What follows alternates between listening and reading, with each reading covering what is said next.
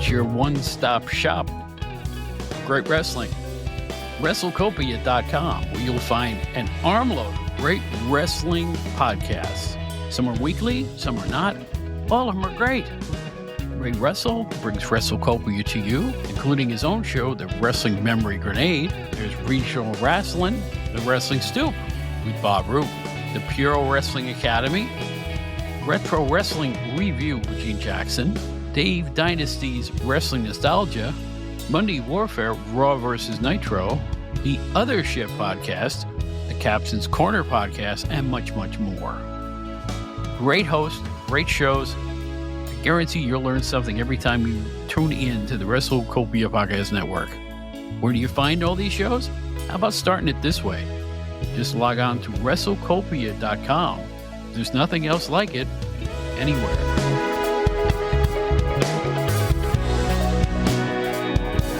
Hello, everybody. Welcome back to the Outdated Wrestling Hour. This time, we got sticky wrestling. I don't know what it means. Is that like hot oil wrestling you see at the bars or something? Sticky wrestling this time on... Wait a minute. You did it again. It's not sticky wrestling. It's Stick to Wrestling with John McAdam, and that's our guest, the preeminent podcaster, John McAdam. What's wrong with you? Can you get anything right? I get everything right. I know I like to sticky my finger right in your eye. Will you get on with things? It's the Outdated Wrestling Hour. It's getting harder to do that, you know.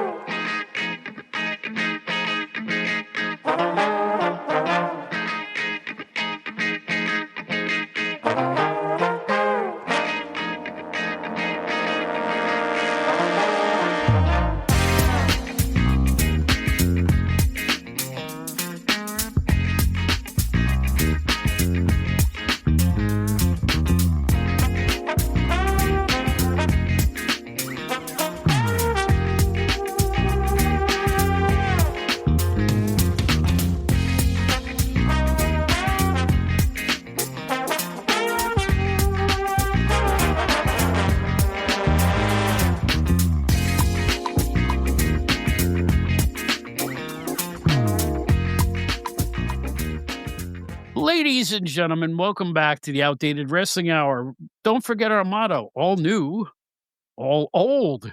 I am your old host, Bob Smith, who was with Pro Wrestling Illustrated back when Bulldog Power was still working. I'm not even kidding. And I want to introduce you to our co-host from GenerationXWire.com, the entertainment website. It's Randall. Oh, no, wait a minute. It's Joe Puccio. Anyway, I just want to let the listeners know we got something exciting here. Absolutely no news about AJ Lee. So I hope you'll appreciate that out there. Good gosh. What is this, the second coming? Have you noticed on social media, AJ Lee, this and that and the other thing? Was she ever that big? I know she's a small lady, but was she ever that large? I know the fans loved her and it'll skip into the ring and all that stuff. And all I'm reading is about she's back. What are they going to do with her? A. B. Look at those abs.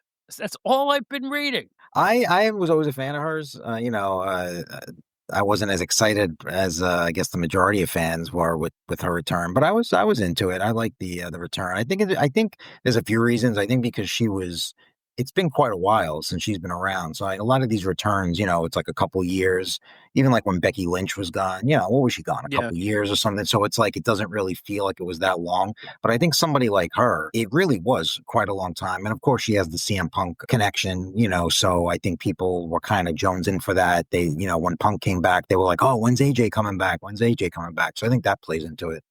All right. I have a question for you. Trivia. What has she been doing in wrestling between leaving and now? She did something. She did. She was part of that Women of Wrestling. Yes, she was color commentator. That's right. Color commentator. Yeah. And I couldn't believe it. I'm thinking, what is she doing there? It's Jungle Girl. Yeah. Oh, I know. I cringe. I'm sorry. I can't. Here's the thing. You know how much I like women's wrestling, right? I love women's. This is the golden age of women's wrestling right now. And you know what? I can't watch WoW. It's not Glow, but it's right next to it, we'll put it that way. You know, it's Well, very similar to that, only that it's I know Tessa Blanchard was in there for a yeah, while, for a little bit, yeah. but I couldn't I just can't get out anything David McLean does. I'm sorry, he's probably the nicest guy on the planet. I understand he was just on a podcast recently of a friend of mine, but I can't. He makes the skin crawl up my back. It's all I know. I tried actually. I did try the WoW promotion. I think I don't know if it's still on, but it was on. It's still You on. will watch it. It's still on Saturday nights at like 11 or 12 or something I like believe that. so, yeah, yeah. Yeah, so I would DVR it and just say, "What the hell?" When I had nothing else to watch, I'd go through it, and yeah, it was a chore to get through, and that's coming from somebody. It was, and that's coming from somebody who, you know, I watch my share. I mean, I'll DVR stuff and just kind of get through it, fast forward through it. But this one I just couldn't, and I stopped. It's got to be over a year now where I just was like, I got to cut it, and I never looked back. It's funny, yeah, it is kind of like Glow, but Everybody has a really it's like they threw a name at him, like, the yeah, woman comes up with a costume, "We'll call you Jungle Girl next. yeah, We'll call you Minnie the truck driver." It's like it's too broad. The characters yeah, and they do these little film vignettes that are so showbiz, and I think Jeannie Buss from the daughter of the Lakers owner Lakers, yeah. is behind this thing and financially, and I don't think they tour with this thing, do they? Is it Not out that on the I know road? of. I've never seen it advertised anywhere. As far as I know, they just do it. It's in Vegas, right? Isn't that where they I where they were guess making it? it sure smells like that, and it's Yeah, got that kind of a made for TV crowd that cheers wildly over everything that happens, it's like it's canned, it's homogenized, it's not for me. But you know what? I bet kids love it. as far as like comparing it to Glow, it's funny because we've talked about this several times. I did dig Glow at the time. To me, like Glow was different. Glow was almost like in on the joke in a way. Like Glow was basically there and they knew that it was not to be taken seriously, but this one, it's I don't know if they're if they're completely in on it. I think they're trying to take themselves a little too seriously, and it's just not that good. Even the wrestling, from what I remember, it was nothing to speak of. It was, no, matches weren't all that great, and like you said, the gimmicks were pretty bad. It was basically just to throw a gimmick on anyone. They really didn't Well care. just to encapsulate all this, my last 2 cents on all this, I think there are different schools of promoting, and all of them are trying too hard. If they would just simplify what they're showing, have a few of the competitors with their real names or a normal name, or just put them in the ring and show them their athletic ability, and stop shouting and stop the showbiz, and just can we it's not getting back to wrestling. How about some wrestling? Yeah, Just actual pin your opponent to the mat. Who's better? Who can this big person beat this small person? Can this tag team beat that tag team? It just calm down everybody. yeah, Everything is right. shrill and loud and over the top. Even in the indies. When you and I saw that NWA show, were your ears splitting like mine were? Oh, I know. We talked about that. I mean, everything's louder now, but Yeah, well, yeah, including it me. was. So, Yeah, oh, by the way, it was loud. speaking of loud, I want to recommend Spinal Tap to The End Continues. I saw it yesterday and I had a blast. Really? Spinal Tap is one of my favorite movies of all time. As a former musician, it rang so true to me. And the second one is more subtle because they're much older now. It's almost like the outdated Spinal Tap hour. It's like they're so much older now, but it works. That deadpan Christopher Guest style humor, Rob Reiner, Harry Shearer, Yeah. Michael McKean. Just I love them all. They have a new well, I don't wanna telegraph too much, but, they reunite because they're contractually obligated to do so, and there's a lot of famous people who do cameos in this one, so I think you get a big kick out of this, I really do. Again, we didn't talk about this before we came on the air today, right? We didn't. I had no idea that you were going to talk about this. Right. But I will say this: earlier, a few days ago, we reviewed it. We put a review up on Generation X Wire of the new This Is Spinal Tap. It was JC Correa who reviewed it for the website. He absolutely loved it. He agrees with you. He thought it was great. He thinks the original is one of his favorite. That is one of his favorite Me comedies of too, all time. me too. And here I'm about to blow your mind, though, is that I actually had a debate with him when he sent me the review because I never really was a huge fan of the original. And it's sort of like odd that I wouldn't be because it sort of makes fun of what I like. And I love that whole sort of rock star heavy metal and rock and roll sort of lifestyle. And it would be something that I would think I would have liked when I saw it, but I just never really got into it. That being said, it's been many, many years since I saw it. So I am planning on watching the original again eventually. And then, of course, I'll follow it up with the sequel. But it's kind of funny that you brought that up because we were literally just debating about that just a few days ago after we put up. But you can check out you can check out this review on Generation X Wired. I I'm think it's gonna the have last thing to, we did. yeah. Yeah. And you didn't like the original. I Wow. just I don't know why. I can't even tell you. It's listen, it's very dry humor. Yeah, yeah, You know, it is not belly laugh humor, yeah, but I found as a traveling musician, so many of the little musician slices of life in there. Like, don't look at that guitar. No, don't touch it. Don't look at it. I've known guys like that. You know, the little musician-y things that happen in there are just so spot on, and I just, and I had my brother I remember seeing it with my brother, who was a bass player, and we worked with him a little bit, and he loved it as much as I did. So, we left the theater going, "Oh, that was so true to life," and that's the thing. yeah, You know, yeah, the yeah, life on the road, the life of the egocentric musician who it just worked for us, at least. And again, I looked at where it was in the, weekend box office. I think it hit number 12. I don't even think it made $1,000,000 for the weekend. It is like an art film type of release. I don't yeah, think yeah. it's gonna go super wide. I saw it in the big Long Island theater in Westbury, and, by the way, film fans out there, this is really for the other show, but I'm gonna just say this. There is nothing better. If you have a big, like, Regal multiplex or one of the other ones, go to matinees. You save money. There's nobody in the theater, and it's awesome. It's like attending a Right. private screening. It's so good. Do you ever do that, Joe? Do I ever do it, Bob? Tell me about it. That's my thing. I mean, Yeah. I can't remember the last time I went to a movie on a Friday night or a Saturday night. If I'm seeing a movie with my wife, then we have to maybe see it, our schedules have to mesh. But I go to a lot of movies by myself on off times. I'll go see a movie like on Monday afternoon at 2 o'clock, let's say. If I'm working early that day, I'll just go to the local theater. Like you said, there's nothing better than that because there's nobody in the theater, maybe like Right. two people. You have the whole theater to yourself. You're just relaxing. It's the best. It's I completely Nirvana. agree. It And, is. the last 2 films I saw were Fantastic Four and this in the same part of the multiplex. It's the 12-plex, I think, in the same auditorium. And I always choose the middle seats in the last row because there's only about a dozen rows, and it's kinda up. You can't see the people down below, and it's a Right. perfect view of the screen. Yeah. And, Yeah. the sound in the movie theaters is so good now, it's, like, breathtaking, and I just love doing that. You feel like the cat that ate the canary, It's like it felt like you're at home, only better because you got rocker recliner seats, and, man, we had fun. I did that a few weeks ago with the movie that just came out, the horror movie that came out, Weapons, which was phenomenal, by the way. And again, I know this is not the horror show, but a great movie. And I did the same thing. It was a Monday or a Tuesday. So I'm not telling you anything you don't know. Randall. Best. I I completely agree. yeah, for you folks out there, if you're lucky enough to live with this one of those big multiplexes, go to the matinees, I'm telling you. But don't go to a kids show because those are packed.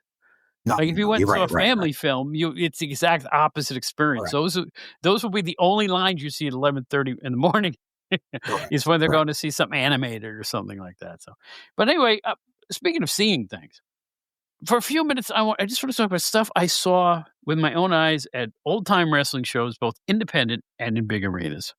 For instance, I have been to a wrestling show where, how they come out these days to the ring music, everybody's got their own ring music. I have been to shows where the ring music was literally the house mic held up to a boombox, for real. In other words, they held the mic next to the Mhm. boombox, and the guy walks down the aisle and makes it into the ring, and then they take the mic away from the boombox, and that's the end of the the song. Have you ever experienced that? Yeah. I've one of the promotions that I used to go to frequently, I'd say about 10 years ago in Queens at the Elks Lodge on Queens Boulevard, they would do that. That was their that was That literally what they yeah. used to do. Mhm. Yeah, with the Yeah. boombox, put it up. I mean, so rinky dink, but it's just like it's so indie, you know. It was interesting. You know, it's Yeah, but you do what you have to do, like exactly, the other yeah. like, when I was down south, I forget where this was Tennessee? Maybe it was I was on one of my car tours that I used to do infrequently, and the ring bell was a hammer hitting a literal horseshoe, again, with the mic being held up, so "thunk." Like, it wasn't like a ring bell sound, it was just "thunk," and you go "thunk, thunk, thunk" when the match was over, and it worked. It was I fine. that I can say I've never experienced. Really? No, that Really? I never Okay. saw. Now, in 1977, I'm at the Washington Avenue Armory. I hate to bring that up, but that's my home arena when I was a child. In Albany, New York, and a hot mic picked up a member of the New York State Athletic Commission.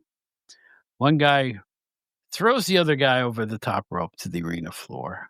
And on a hot mic, the New York State Athletic Commissioner officer goes, throw him out the other side. And the crowd went, oh. Now, I had never heard a crowd make a noise like that before or after because they're saying, "That sounds like it's fake." Yeah. Ooh, it wasn't a boo, it wasn't a hiss, it was this, "What?" Yeah, and that was bad. I mean, because the guy was just looking up at the wrestler and going, "Throw him out the other side." Just a voice just like that. And I'm thinking, "Boy, talking about television, what's going on? You dummy." And no, hot mic, no less. Yeah, So, yeah. that's bad. That was It is. for 1977, you didn't want that happening. Have you ever been to a match where a turnbuckle fell off? Like, the whole top strand would just get loose and fall to the mat, and it would take literally a half an hour to get the technicians out to fix it, and No, I've seen mishaps in the ring, obviously watching on TV, we've seen rope breaks and things like that where the refs gotta quickly fix it, but I can't recall ever being to a show where that happened. yeah, it would happen every so often, and the wrestlers, I think, when I went, they bowled their way through the match, whatever it was, and then they took time between that and the next match. And the concessions did a lot of concessions because it took them 35, 40 minutes to fix it for whatever reason. It's like they literally had to reattach the turnbuckle part itself, so it was Yeah, a pain in the neck, but hey, we were at wrestling, we're having fun. Remember, folks, I'm talking about the '70s and '80s here, so this is a long time ago these things happen.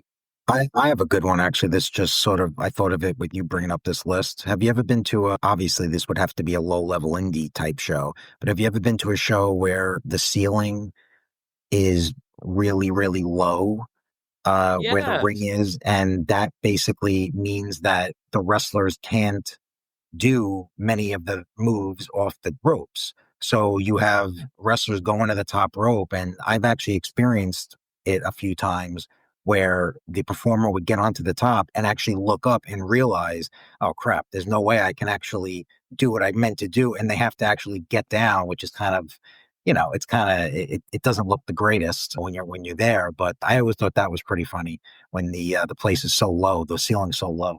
I can't believe you're saying this because you remember when I had the gig literally doing play-by-play for Eastern Championship Wrestling? And Yes. I saw some stuff on a videotape eventually, like 30 years later. The one call that I made, I can't remember who the wrestlers were, forgive me, guys, in Philadelphia, but this is at a place called the Chestnut Cabaret, low ceilings. Okay. And one guy suplexed the other fellow off the top rope and lifted him like a literal suplex all the way down to the mat.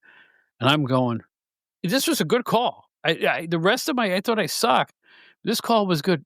I don't know if he can do this. I was talking to Wayne Manor. I don't know if he can do this. Look how low can he do it?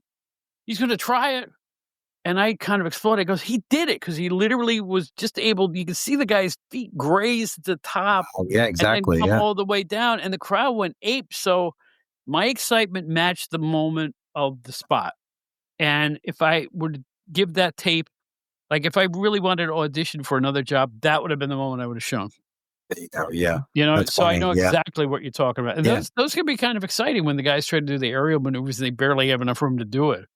Pretty it's good. one of those things that you I guess we would take for granted, right? I mean, you would think the ceiling is always going to be high enough where they could do something off the top, but yeah, I mean, I would hate to be a high flying wrestler when Yeah. somebody that's aerial, somebody that does stuff off the top, and you get to the arena and you see that. It's like, oh man, what do I do now? You would hope that, like in many wrestling cards, they had a little time when the doors were locked to try it. Yeah, You know what I'm saying? Try it true. first, and if it's too Beforehand, yeah, difficult, you don't do it in front of people. that's true. I even the best stars practice, so I think that that would be prudent, I believe. Have you ever been to an arena where rats running around?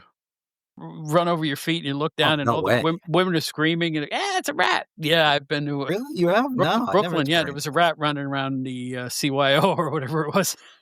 Yeah, you don't get that in Tennessee. that. That's an East Coast thing, baby, I'll tell you right now. No, Rats it's and funny. mice. It's Yeah. funny you mentioned that, though. I've never been to a wrestling event where that happened, but one of my colleagues, I was talking to her a week or so ago, and she was just randomly telling me, she's like, "Yeah, she went to a movie in the city in Manhattan, Yes, and yes, it was, yes. she said it was a late night. It was like let's say it was like an 11 p.m. or a midnight movie. And again, this is Manhattan, so it's very congested. I think it might have Mhm. been like the Times Square area. That's And she exactly what it said, was. Me too. yeah, and she said she thought she saw they thought they saw something in the corner of their eye, and then they realized that I don't know if it was a rat or a mouse, whatever it was, but It was a it rat. was probably, yeah. And she asked me that. She's like, have you ever seen that in a movie? I said, I can't say that I have. I went to see an Andy Sedaris movie at the Selwyn, I believe it was called, on 42nd Street in Manhattan, and I am telling you, that was experience. Not only did a rat run over my feet, and he came back again to get something. He must have left something behind. Not only did he do that, but the crackheads were doing crack off the floor of the theater with sterno ovens.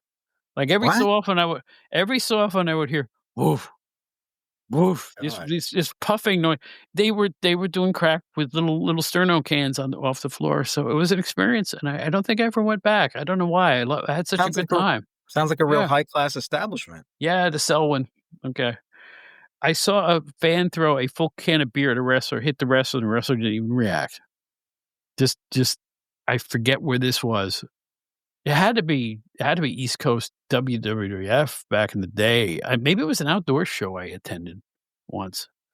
I also attended another show in Albany. They did it Albany, the outskirts were at the height of Hulkamania. They did a big outdoor show, and they had, the main event was the adorable Adrian Adonis against Hulk Hogan.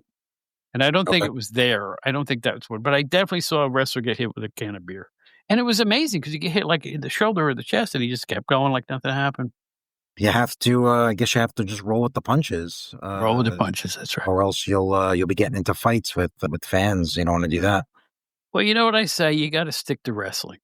And we're going to do that in just a couple of minutes with John McAdam. Good segue, huh, kid? There you go. That was very good. Yeah. Thank you. Thank you. Thank you. We try. And Generation XY, of course, he told you all about it. Go read the Spinal Tap deal. I'm going to read that.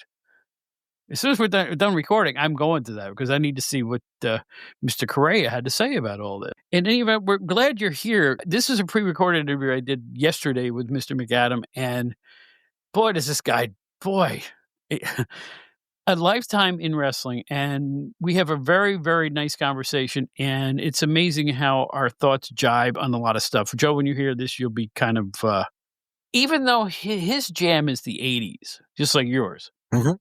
but the way you feel about wrestling when you're introduced to it is something you can't describe. When it hits you, it really hits you. Yeah, And to me, one of the fun parts about doing this podcast is uncovering that with different people. And we kind of uncover that with John, and you'll hear that in just a couple of minutes. So we'll get to that. Joe, thank you. We'll see you at local Carvel soon, hopefully. absolutely. You know it. We have to mention Carvel, or our listeners will revolt. And I'm getting revolting, gaining weight, eating Carvel. Yeah. And there. So you're saying you're finally on board that there is a such thing as too much Carvel. Yes, there is. There Well, is. Okay. you saw the B-52 bonnet I had. That was too much for anybody, and I ate Yeah. the whole damn thing all by myself. The kid liked me, that's all I know. I tipped him $2. He said, "Well, if you tip me $2." It's true. It's all true story. You All want to right. know right before we go off? Let me tell you real quick. I have a friend in town, and we went to Carvel, the local Carvel, 2 days ago, and we took a walk there. He was at my house, and how's this for restraint? I wasn't in the mood. We were gonna have dinner soon, whatever, and we walked, hung out, and I didn't get anything. He got one. He got a small sundae, and I said, "No, I'm good." And I kind of was proud of myself right there. I said, you know what? I avoided temptation there. I avoided the Carvel soft serve. You see, I think I've been overly treating myself because of my health problem lately. I'm kind of I wouldn't say I'm feeling sorry for myself. I'm like, oh, what difference does it make? And I'll just sit down. And I told you I had a carvalanche with Reese's in it, and I'm like, you shouldn't be doing this, you fat slob. But but we'll see. We'll see how this all works out. I do have my annual physical coming up in December, and I'm telling you what, I wanna get all A's. So, Okay. I think I'm gonna be very good to myself, calorically wise, between now and then, so we'll see. Great. Anyway, Joe, thank you. Here comes John McAdam. Count to about 4, we'll be right back.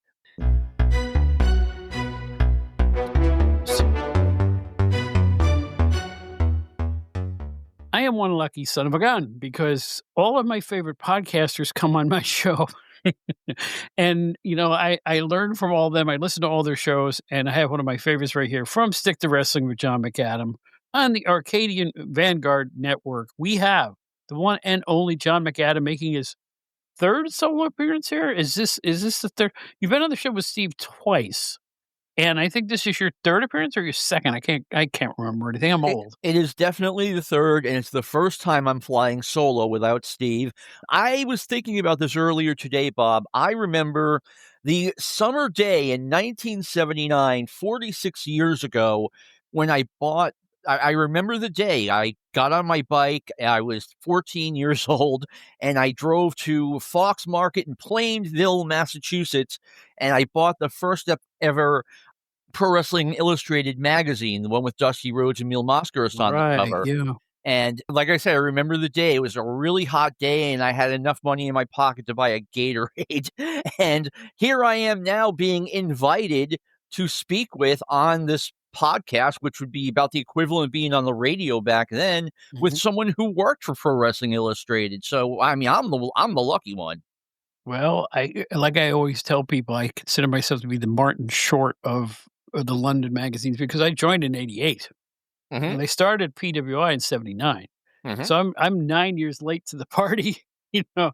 But I did get to spend 5, 6 years there, and I treasure it more every day because not only am I shocked that people remember me from those days, but also I've rekindled all my friendships with my old buddies, and that's the best part of it. It really is.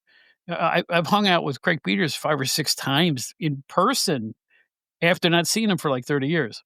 So it's like this is the goods in my encroaching old age to have all my friends around again is really a blessing. And to make new friends like you and Steve and Brian Solomon and so many other people who have kind of latched onto this show. And I really appreciate all of you at Arcadian Vanguard because you know what? It means a lot because the standard of quality that you guys put out is just non-parallel, I believe the expression is. Well, thank you. I'm very flattered. To me, Craig Peters is a little bit late to the party because he was not one of the original writers from Inside Wrestling and Pro Wrestling Illustrated. So, I mean, in a weird way, he's still kind of new to me. You know what's funny? I had Craig on the show a few times and learned things from Craig that I didn't know when I worked with him. Factoid number one, he wasn't a wrestling fan before he got hired. Oh, wow. That blows me away. I had no idea because by the time I got there, he was firmly entrenched in what we were doing, and he knew his stuff. But he wasn't a fan. They were looking for somebody with editing chops. You know, that's the one thing about the PWI and the Western publications, like with Stu Sachs and Craig.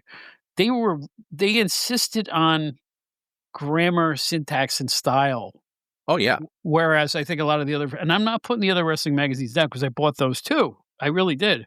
I loved the Kaiser books, loved them. But I know that they even put me through I thought I was a good writer, and they put me through my paces when I got there about just the nuts and bolts of good readable prose. And I owe 'em all a favor because, like I said, I stayed in publishing until 2021, which is most of my life, really. Yeah. So And that was you realize that was my second job? PWI Wow. was my s actually, no, excuse me, it's actually my 3rd job. I had 2 upstate newspapers. One was in my hometown, and the second one was only, like, for 3 or 4 months, and then I made my way to New York City and got a job with PWI almost instantly. It was magic. It was Now, magic. was it your 3rd writing job or your 3rd job period? No, and I had jobs. I was I Okay. was I got into the whole publishing thing late. I don't think I got into publishing till I was 27 or 28 years old. Ah, Um, that's not I super late. I managed Record World stores for a while. Remember Record World? And I I don't know do. if yeah, there was an East Coast. I don't know if they were in your neck of the woods in Oh, yeah, we had Pennsylvania, but one at the Pheasant Lane Mall. I remember the logo and everything. I didn't shop there because, Newbury Comics was a lot less expensive. exactly right. Record World was expensive. They had sales on the new stuff, but all the old stuff was list price, and I will admit that. When I was a music fan too, but and the pink bags. Remember the pink bags from Record World? The pink and blue bags. I remember them, yes. That's And, funny. that was a fun job because you got to listen to music all day.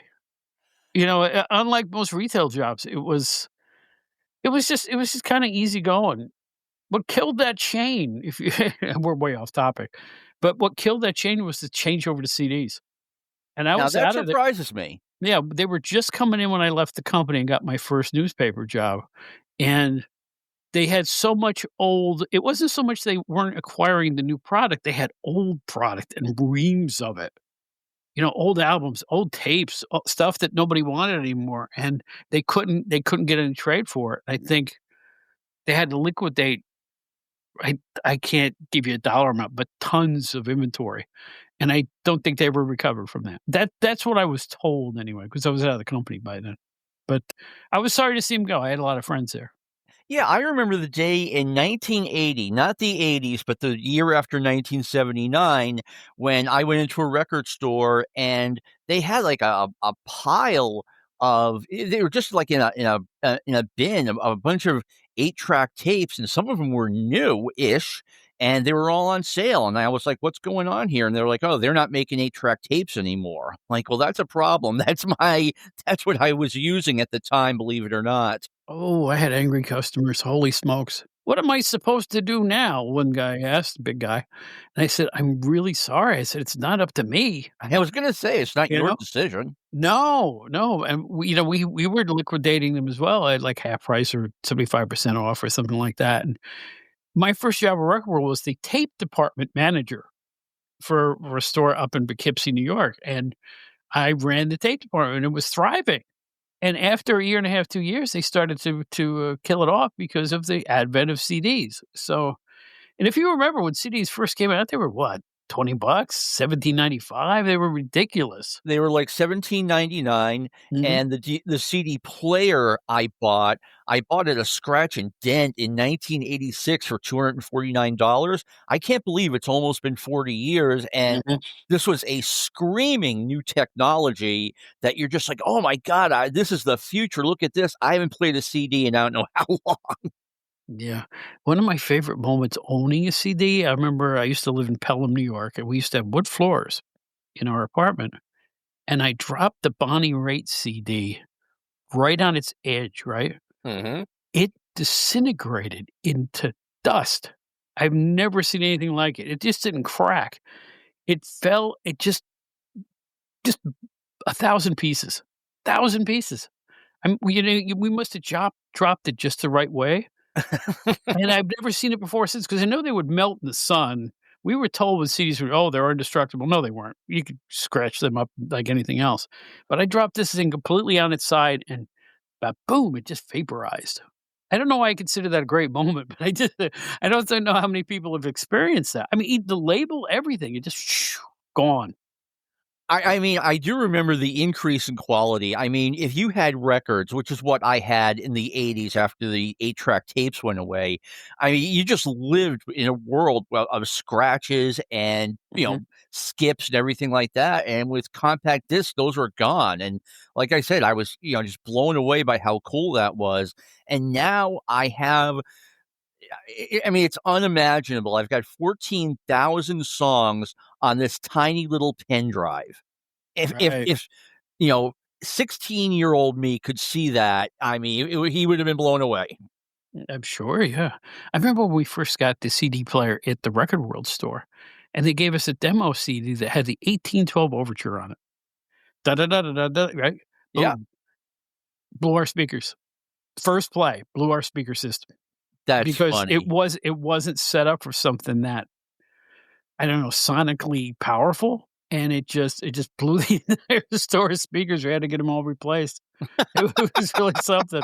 So yeah, CDs, talk about outdated, right? This is a great conversation for that because it's like CDs really do change the world. But how many times have you and I, my friend, at our ages, had to change formats because they decided to sell us something else? How many times have you bought the same music because it went from a 45 to an album to an 8-track tape to a cassette to a compact disc to streaming to you name it. I mean, it's crazy how many times I've purchased the same album. I have been through the same experience. I remember I had all of Elvis Costello's 8-track tapes, then I had all of his records, then I had all of his CDs, but wait, then they come out with this, like, box set where you have an extra, like, 12 or 13 songs, but you have the other 80% of it already, and Mhm. I went out and bought the thing anyway. Yep. If you're a real fan of somebody, you will buy everything they put out. I used to be that way with all my favorite artists. I bought anything they put out. Whether it's a best of, which contained stuff that was already on other albums, I bought them all. And because it was my hobby, I love music. Bob, I mean, I remember the days back in the 80s again, where you would go to a small record store and you'd be like, you'd look around, do you have any rare Bruce Springsteen? And the guy knew what you were talking about, and he would kind of check you out to see if you were okay. And then he'd go underneath the counter, and yeah, we got some bootlegs. Mm, And I never felt bad about buying bootlegs because, Bruce, I have everything you've put out commercially. And if you put out more, I'd buy more, but you didn't. right. No, I agree with that. Some artists don't frown on it. You know, certain artists will just you wanna take pictures? Go ahead. You wanna record it? Go ahead. I've heard him say it from the bandstand, and I'm talking guys who were major artists in the '70s and '80s, because you know what? They're grateful to have the attention at this stage of their lives, I think. So I think that's kinda mellowed, but not for the new stuff. Well, Like, I if we went and saw Tate McRae or Taylor Swift, they would throw us out for holding up a recorder, I'll tell you that much right now. I didn't know that. I figured that was just, what goes on at concerts nowadays. Well, this is why have you gone to one of the recent concerts where they put I your cell phone in a bag? No. Yes, this is the newest thing. I even saw this we went to a comedy show about a month ago, right? To prevent you from not only your phone going off during the show, but from taking any pictures or movies with your camera, they put it in a pouch that's sealed tight. This like heavy cans of, and they hand the phone back to you. You keep your phone on your person, but it's locked. And as you leave, there's a magnet device that opens it up on your way out of the theater, and you get your phone back. That's funny. That is crazy. Wow. I haven't been to a concert in about 8 years, I wanna say, and, I mean, everyone had their phones out, it didn't matter, but I'm sure, I mean, especially if it's a comedy performance, you don't want someone talking on the phone next to you, and they'll do it. Yes, they will. They will. Yeah. Yes, people have no decorum anymore, but, look at the lady with the Phillies and all that, so people don't know how to act in public spots anymore, it's just a As sad thing. discussed on Friday's Stick to Wrestling release, Steve and I talked about that a little bit. Yeah, how could you not? It's the talk of the sports world. It's crazy. I mean, I don't even know what that woman's argument was that, "Hey, that's really my baseball and not yours," or whatever. I've read that she's got fired from her job and everything. Mm, I don't even know what to believe because, she hasn't come out. I saw some kind of a public post or something. I can't get into it. But anyway, let's get back to wrestling. Yeah. Now, one thing I like about you, my friend, is my favorite wrestler growing up was Barry McElroy, and he was raw boned, just like your podcast. I recall the phrase raw boned used by Vince McMahon on exactly two wrestlers. One was Clooney, the other was Sweet Hansen. Yeah, that's where I got it, a wicked good Raw Bone Wrestling podcast. Yeah. To this minute, I don't know what raw bone means. I've never known what raw bone means, but I also get not a shot in, a kind of a tribute to Vince McMahon. Perhaps indeed you'll get a wicked good podcast. Yeah, yeah. But there's the thing. I think what he meant by raw bone was, well, Hansen had a little meat on it, but Secluded didn't. Secluded was an amazing physical specimen if you really looked at him, not an ounce of fat on him. And I think what he meant was is that there was no meat around the bone. If you got a kick by him or if you got clubbed by his forearm, you felt the bone. That's what I'm figuring he meant by that. I don't even have a guess. I don't even have a Yeah. guess as to what it means. I guess it means kinda I guess I kinda took it as, like, old and ratchety, like raw bone, but I don't know. I don't know either, but it worked. It worked. It did, and you're carrying out the tradition, so I give you your props for that. I have to. Well, 'Cause thank you. I'm a fan of the expression, so but anyway, now you started in your podcast world, correct me if I'm wrong, you were on the 605 podcast for a while, right? That was the very first time I was ever on any kind of podcast. Brian last asked me to be on the 605 really before it exploded when he took over as the host of Jim Cornette's podcast. But yeah, I had a really good time speaking with Brian, and he invited me on a couple of other times. And then he came up with the idea, hey, why don't you do a podcast? And I thought about it. I'm like, here's the thing. A lot of people don't realize this. Doing a podcast, I don't wanna say it's work, but it's commitment. Like, you have to do it every week no matter what. On Friday, that thing comes out, and I think I've done, like, 355 episodes right around there, and Wow. we've never been late with one, we've never skipped one, and I hope to keep that going. The plan is to get to 500 and then, like, say, "Okay, what do I wanna do now?" Not necessarily quit the podcast, but maybe not do it every single week, but for the next 3 years, and I've already got 7 behind me, I plan on doing one every week. Wow, that's great. It's really awesome.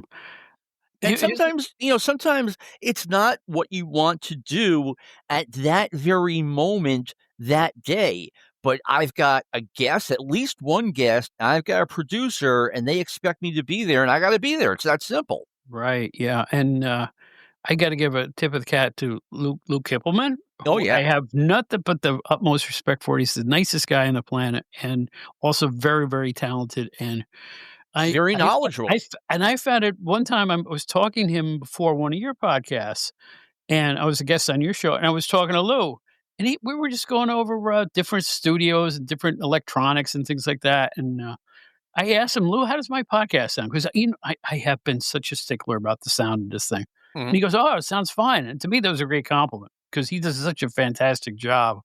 And I'm jealous that you have somebody backing you up that's doing all the minutia work because I don't know if you know this, I do everything on this podcast. You Everything. told me that. The sound editing, everything. I select the music, I purchase the music. You know, I have rights, literal rights to the music that I use, you know, Okay. and it's complicated, but it's also a blast. It reminds me of my days in publishing when somebody would give me a bunch of paper and go make a publication out of this. Mhm. So I look at this podcasting the same way. I've got music, I've got ads, I've got an opener or closer, I've got announcements to make. How do I make this work? How do I pace this? And the fact that people kind of like the pacing of my show, that's the best compliment you can give me because I really work hard on making it listenable. Okay, that's something I never even think about. It's funny, I've never talked about this before. This is the first time I've ever discussed this. About a year and a half ago, I was thinking about doing it the way you do it. Not to cut Lou out because I love Lou to death, but I would have more of a hands-on approach. And I actually bought, I forget what it is, but something that would assist me in recording. And that way, the idea was that I would listen to it, I would record it, listen to it, and if there was something I wanted to add or correct Mhm. or cut out, I could just easily do that. And then I realized I would do one of two things, okay? I would either just totally not do it, or I would let it take over my life, okay? Right. And I Okay. don't want that. And so I'm like, why are you doing this? You're happy doing what you're doing. The podcast is fine. You don't need to correct every last sentence. No, you Let don't. it go, kid. But I will say this, as someone who is doing the entire job here, I don't recommend it to anybody unless you're as crazy serious about it as I am, because it can be a bear. And I was the idiot that started a second podcast. We have a second one I call the Outdated Entertainment Hour, and it's like I I do not use AI editing tools. I use editing tools, but I do it the old-fashioned way, by ear. I re-listen to every single syllable that's said, and I listen for background noise. I use sweeteners. I use mastering at the ass end of everything. I'm really, really serious about presenting. I want it to sound like I have a company behind me, even though I don't. I think that's the best way to put it. And it's paid off. At least people can hear it. The idea of an audio podcast is that people hear you. And I get frustrated because there's some pretty good podcasts out there in the wrestling world, but they sound so bad. I mean, you can barely hear some of the guys sometimes, and they're shooting themselves in the foot. You've gotta take the time to let people hear you. I have never run into that particular problem before, although in fairness, I don't listen to a ton of podcasts. I've listened to some of yours. I've listened to a lot of them. There was one where the regular guest, I'm not going to name any names, Mhm. they're former wrestlers and they're incoherent. I have no idea what they're talking about because they're just so, I don't know, relaxed. I don't know. Yeah. Yeah. I'm putting myself in the place of the listener, right? I just that's the I always think about I make the show for my own enjoyment, but I also, have the listener in mind, and I try to think of topics and stuff that I think other people would wanna hear, and that's basically it. I'm here to entertain. We are here to entertain. I think you are too. Oh, yeah, And certainly. and the key is to keep them coming back for more, which is really, really hard in this landscape. So I'm proud of what you've been doing. I'm even prouder of myself because, I started with a wild hair up my ass because I got fired from another podcast. And I don't know if you know that story, but, No. no, I was on the John Rizzi podcast for a year when he had a problem with Brian Last, and they split ways, and he hired me as his co-host. And after what I thought was a relatively successful year on his own, he just said, "Get lost." And I am serious. Wow. And I'm like, "Well, okay, fine." So, John has always struck me as a much nicer guy than that. well, that's what he did. But I will say this. I said, "All right, Bob, you've really enjoyed this experience. What are you gonna do?" By the following Thursday, after he gave me the Amscray, I had my own podcast on the air, just like that. I learned so much from the year I spent with him.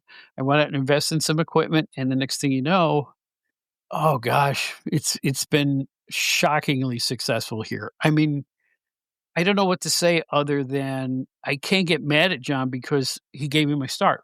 He kind of showed me the ropes without showing me the ropes, that type of thing. So I can't get angry about it because without that first experience, I don't think this podcast would be as good as it is. So, no hard feelings. It all worked out. I definitely landed on my feet in excelsis. So I'm a very happy camper in that regard. So I have no bitterness toward anybody.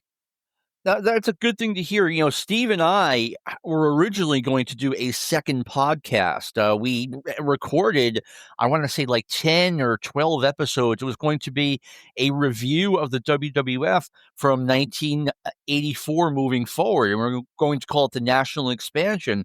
And it just never took off. And we wound up incorporating that into Stick to Wrestling. But I really wonder, like, if I don't want to say I wonder if it was a good idea, but I wonder if doing it would have been, I would have gone from, 4 or 5 podcasts a month to 6 or 7. And I actually wonder if that would have been like stretching myself a little too thin as time went on.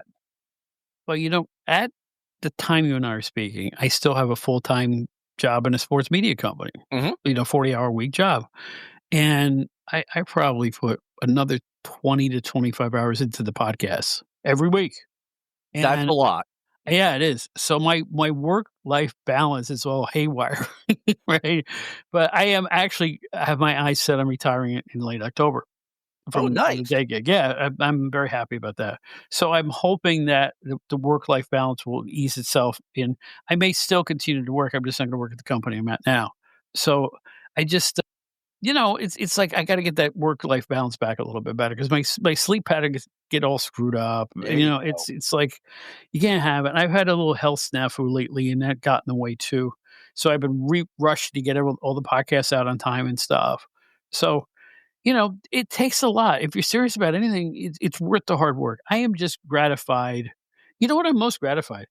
No. Other podcasters like you and Brian Solomon and the people at, Russell Copey and My Network and all this other stuff, they all have nothing but compliments for me. And you guys have been doing it longer than I've been doing it. So thank you all. Because it's like without that little goose, I don't know where I'd be. The affirmation really means a lot. Well, one thing too I want to share with everyone, when I do stick to wrestling, it is ad free. It is, free to listen to. And what we do is we ask for donations, right? And I Mhm. tell people, and it's the truth, a lot of people think, okay, you put an hour a week into it, big deal. No, it is way more than an hour a week. I mean, just preparing for the podcast. And, I said this when we recorded yesterday, you know, t I've had people ask me, "Gee, I'm thinking about doing a podcast. What do you think? Do you have any advice?" And my number one advice is, yeah, technical issues are part of the landscape. Yesterday, we were supposed to start recording at 2 p.m. We didn't get rolling until about 2:25 because of some technical issue on my end where, the guys in the room couldn't hear me. It took me that long to get through it. And, it just like I said, it sounds like, okay, they put an hour a week into it, not even close. Not even close. I'll tell you a funny story or what something happened recently. I don't know if you've heard this or not. I had a guest on who was an older gentleman, right? I'm not gonna say who it was, I don't wanna embarrass him, but I couldn't get him into my studios. I used 2 different electronic studios. Couldn't get him into this one, I couldn't get him in my backup. So, my 3rd option was to record him from the telephone. I Yeah. can do that. I have the app, the way to do that. So I said, "Listen, just call me, and we'll make this work." Finally, I hear him, right? We spent like an hour going back and forth, and he's changing equipment around. He couldn't get his PC to make any sound or anything. I got him. So I go, "That does it. This is great. I'm gonna hit the record button." But because I was doing it in a different format, I forgot to reset my expensive as all hell Shure SM7B microphone. I have the industry standard microphone here. Mhm. I invested in it recently, right before the tariffs set in. I've always wanted it, and it really has made a difference in the audio, but I forgot to reset it for and you know what? I listened, everything sounded good in the recording, and then when I got the file back, my entire the entire track for me was overmodulated. Everything was garbled and messed up. What's a mother to do? I'm not gonna call this gentleman back and have him redo the show. You know what I did? I think I do know what you did. I You just re re-recorded my entire track, Yep. piece by piece by piece. All the questions. Nobody was the wiser. No, and nor should they have been. I pulled it off, man, which goes to show you, I think I kinda know what I'm doing, which makes me feel good. It's like I'm ready for any happenstance. And this is why I have a backup studio and a backup to that studio because you never know, power failures, people can't get through, they can't understand the software, la di da di da, it goes down the list. I wanna be prepared for anything. And because I am prepared for anything, I was able to bull my way through that show. It took me days, literally 5 or 6 days to just fix that. Oh, wow. It was worth it, though. It was worth it. Nobody could tell. Well, Not even the guy I was interviewing. Yeah. I wouldn't been able to tell either. No, no, I'm so happy about that. And you know what else I'm happy about? Let me ask you a question about the old days. We started to watch wrestling. Personally, looking back at professional wrestling, if you're like me, I never get sick of the old days. I never get tired of 70s stuff when I was starting. With you, it's probably a lot later than that, but still, like last night, literally last night, I'm flipping around on my Roku box and I had just added this station, a streaming service. And I look and bam, this old IWA tapes from 1975. I start watching them and I'm 16 years old again. And I go, "Oh, another show's coming. I'm gonna watch this one too." I never get tired of it. Do you feel the same way?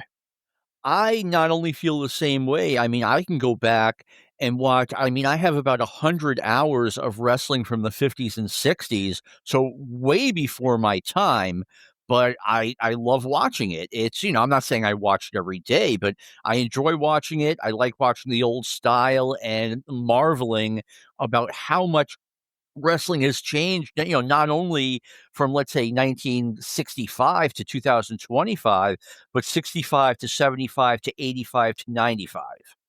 Are you a fan like me of the heroes of YouTube, Dave Dynasty and Crispy Lettuce, and even Mario Savoldi's videotape library, which is, by the way, dirt cheap for you people who want to subscribe to it. If you subscribe for a year, it's like $55 or something. So it's like, are you a fan of any of that stuff? Do you say, I wonder what old stuff I can find on YouTube? Because YouTube is like my best friend when it comes to ancient video. No, I don't subscribe to that, and I'll explain why. I'm John McAdam. I have so much Yeah, already. your reputation as a tape trader does precede you, my friend, that's for sure. I mean, and here we are. I never thought I'd see this day. I do not have any VHS tapes. I have none. They are all gone. I made the final switch maybe 2 months ago. I said, "Look," I had a pile of maybe 100, 100 tapes, and I'm like, "If you have not transferred these to DVD yet, you never will. Just get rid of these." And I did. Yeah, I can understand. I mean, But let me say this, I'm all excited because was there I found, like, just yesterday or the day before, I found a show from the Capitol Center, a WWF show from August, I wanna say 17th, 1985, that I had never seen before. I haven't seen it yet, but I'm going to.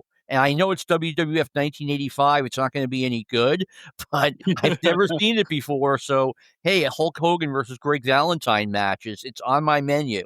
how bad could that be? You know? It Greg might not Val be that bad, I but don't think Greg Valentine wrestled a bad match his career until the late '80s. I really don't. He really could put on a show, I thought. and I agree with you. Greg Valentine, people talk about, I thought you were gonna say he never had a bad match. I was gonna be like, No, I mean, everybody's had a bad match. yeah. Everybody, it doesn't matter who it is. And in my opinion, in 1990, Greg Valentine was one of the worst wrestlers on the planet. And I'm talking Ultimate Warrior, Andre the Giant level bad. He just stopped working. Well, I don't know if it was, no, I watched my first wrestling in 1970. He was a member of the Fabulous Fargo's tag team. Oh yeah, I've seen So the pictures. if you go back to '70, we're talking the end of the '90s or something like that. Of course, he's going to be slower and not as athletic and not as realistic. It just you get old, you know. It's up to the choices of the promoters, the wrestlers themselves. When is it time to pack it in? Yeah. And sometimes they just hang around a little too long. Hey, listen, everybody thought Baron Cicluna should have retired around '79, and they were right. Because he stuck around another 5 years, and it was really getting road. I mean, he could, the same match every time he came out there. So, it depends on how they draw and if people think they have marquee value. I know that Greg Valentine made good money on the indies after he left the WWF and WCW Mhm. and kept going, kept going, kept going. And what can I tell you? I mean, why had a wrestler in 1989, a guy who worked for the WWF, and I don't want to say who, but he was like, "Look, my job is to get to the town, get to the arena, and not get hurt."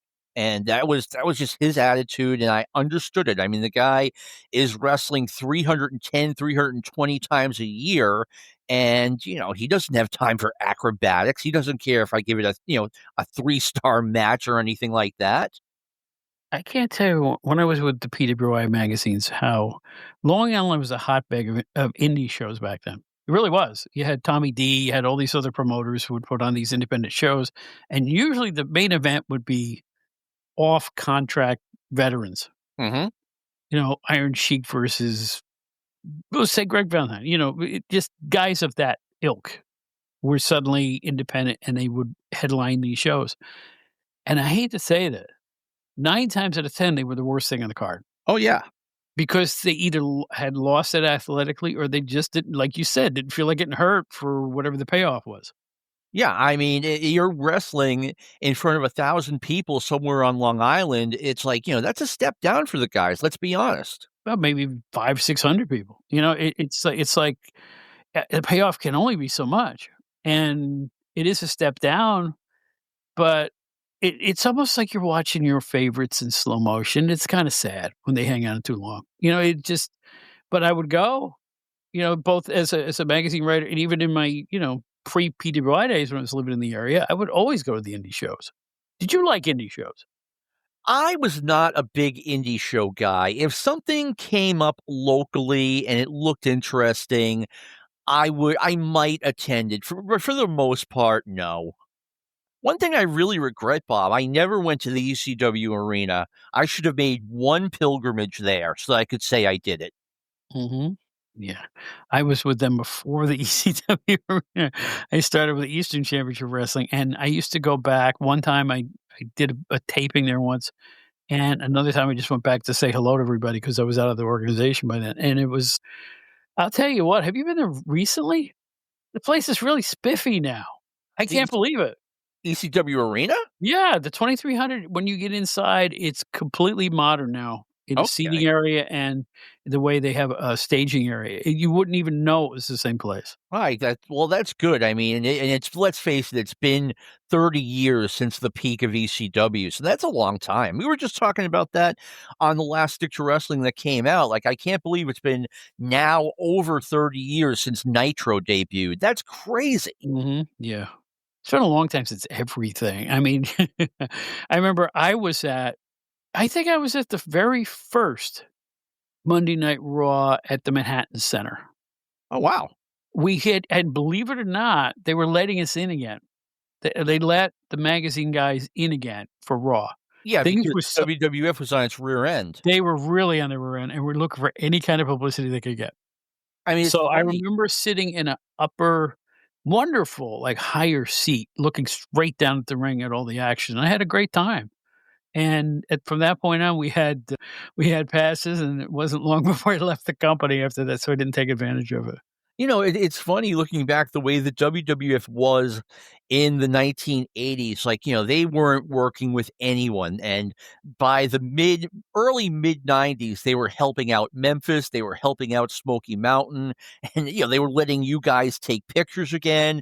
And I'm like, yeah, because they're nowhere near as powerful a company as they were in the 80s. Well, they got whittled down by a host of bad headlines, a bad product, everything. It was just everything went sour. It And, really did. and it wasn't just them. I mean, you had the Von Erich scandals and, all that other stuff. I say scandals because it really was. I mean, they were offing each other left and right. I don't even know what to say. Not each other, they were committing suicide. And I at that time, I guess it's around 91, right? 92. Chris Von Erich had just committed suicide. And I'm sitting there looking at this account that, somebody gave me. And I swung around to either Andy Rodriguez or Craig Peters. I said, "Why am I doing this anymore?" It was so ugly and so sordid, that this isn't why I got into the wrestling business. I wanted to learn the psychology of what it makes a good match, a good card, a good star. How does it all work? But instead, we're covering it. I felt like I was at a regular newspaper again, covering the crime beat. It was not fun. And I think that hurt all the way down to the fans who were buying tickets at that point. One way I think wrestling is better in 2025, believe it or not, is the wrestling business has really cleaned itself up. Yes, it I mean, has. compared to some of the stuff that I personally witnessed in the 80s or stuff that, I heard about the next morning in the 80s. And yeah, AEW and WWE have really cleaned it up. They don't want to have another Chris Benoit, another Eddie Guerrero. And in fairness, we really kind of haven't had one in a while. And that's a really good thing. Well, you know what? You heard about a thing a few weeks ago, though, or 3 or 4 weeks ago, with a guy beating his unconscious opponent into the mat, and it was they let this UFC guy or whatever in Yeah. Ultimate. All I know is this: the only fly in the oatmeal right now when it comes to wrestling are these unlicensed garbage shows or indie shows where people think they know wrestling and they don't, Hmm. and they take unnecessary risks, and they have, they're using, they're literally bashing each other in the head with, like, weed whackers and stuff. That's a black eye in the business, and I think they really gotta be careful. I mean, we almost had a fatality there, and Yeah. I've been preaching ever since I started this podcast. If we don't watch our asses, it's gonna happen, and it's gonna happen because people don't know what they're doing. Too many people are involved in the pro wrestling business who have no business in it, and that's just my 2 cents. I remember back when the real hardcore stuff started in Japan, like the FMW stuff, the wing Mhm. stuff. And I can admit that I enjoyed it at the time because it was something we'd never seen before.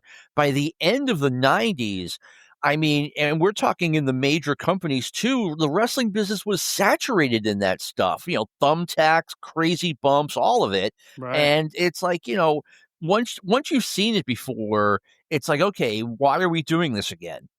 Exactly. Exactly. It to me, I equate it to the hotshot rock guitarist who really burns on the first song, and then he burns on the second song and third. By the time it's the 5th or 6th song, you've been there, done that. It's not as Exactly. exciting anymore. And if you have a gore fest in match 1, 2, 3, and 4, audiences become numb to it. It's like, well, now what are you gonna do for us? And that's why they're jumping off basketball hoops onto the ground, because it's like more dangerous, more wild, more crazy, more nutty. I don't think it's healthy. We have to re-educate the fans into the fact that it's still wrestling, and there should be 2 guys rolling around a mat somewhere, I think. I think those days are done, but I mean, Jim Cornette, I mean, he put it best. He's like, he had these promotions like ECW and they went out and they broke all the rules and then they found out why there were rules. Right. Yeah. That's a really, really good way of putting it, for sure. So, we had Steve on. We had Steve Gennarelli, your friend, on a couple of episodes ago, and the theme of the show was, "What's your favorite year in wrestling, and what was your least favorite year in wrestling?" So I'm gonna ask you the same question. Do you have a moment, a year, or anything like that, do you look back on and you said, "Man, this is my jam. This is what brought me to the dance. I can't be any better than this." Do you recall anything where you were completely satisfied as a wrestling fan? I think I was happiest as a wrestling fan. I'm going to say 1982. Okay. That was 43 long years ago. Number one, I went to all of the shows at the Boston Garden. I started going in 1981, 1982. I went to all of them. And then, I just turned old enough to drive a car so I could go to the spot shows around the area. And on top of that, it was my first year that I got all of Georgia Championship Wrestling. I started getting that on my cable system October 1981. And I mean, unless I had something really important going on, I was in my house every Saturday from 6:05 to 8:05. And 82 is a great year for Georgia Championship Wrestling. You had the Freebirds, you had the Samoans, you had, Paul Orndorff, all kinds of good stuff. So I would say 82 is my number one. Do I have a least favorite? I would say maybe 96 off the top of my head because well, maybe not. Yeah, I would say 96 because Smoky Mountain Wrestling had gone out of business. The WWF was terrible. I know WCW was on Nitro had started, but I wasn't enjoying Nitro very much. So, and the wrestling business was changing so much. It wasn't what I grew up with. It wasn't what the WWF changed it into in 1984. It was like the wrestling business it almost felt like an 80s fad that was going away. I hear that, exactly. You mentioned 1982, and you talked about 605 and all that, but let's talk about 82 WWF. Hmm. Do you remember it was starting to get a new fresh coat of paint long before the expansion 2 years before? Remember they had a new ring on the syndicated shows? They had Um, graphics. they had graphics, they had different camera angles. And they had Uh, new challengers for Bob Backlund. There was very little of the, "Oh, I've already seen this guy before." You had Adonis, Ventura, Orton. Snuka. Mulligan was not new, but I had not seen him yet, so he was new to me. A Mhm. Big John Studd, a superstar Billy Graham came back, from a long absence, so I was happy to see him. So to me, it was a great year in the ring. You didn't get like 1983. Okay, I get Morocco again, Steel again, that sort of thing. The Slaughter again. Mhm. I felt like we were in reruns. Right. I liked that year, though. I really did. Oh, so did I. I'm not saying I disliked it. I'm just saying this is why I liked 82 so much. Yeah, yeah. That's a good pick of a year. It really is because, it's before things got really weird. You know, it's not long before that, but it was, 84 was one whack year. I mean, oh man, it's so many changes in so many different ways. What can I tell you? I mean, we were Um, going to have a podcast just based on, oh my God, look at all of these changes that are occurring in pro wrestling. Now, if you look back and you were paying attention, that all started in 1983, but we really didn't know it. Like when, for example, Harley Race won the NWA championship in June of 1983. They didn't mention that on World Championship Wrestling until October 1983. And they didn't mention race at all. And, and then you see Ole Anderson teaming very briefly with Joe Blanchard from Southwest Championship Wrestling. And they're both saying things like, no matter where you're watching this from, pretty soon we're going to be coming to an arena near you.